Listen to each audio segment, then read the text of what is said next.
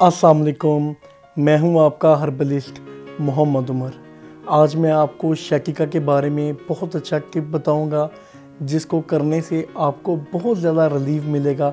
एक टांग या दोनों टांगों में दर्द होता हो तो आप इसको करें, इंशाअल्लाह ताला आपको बहुत ज़्यादा फ़ायदा होगा और बहुत ज़्यादा फाका होगा।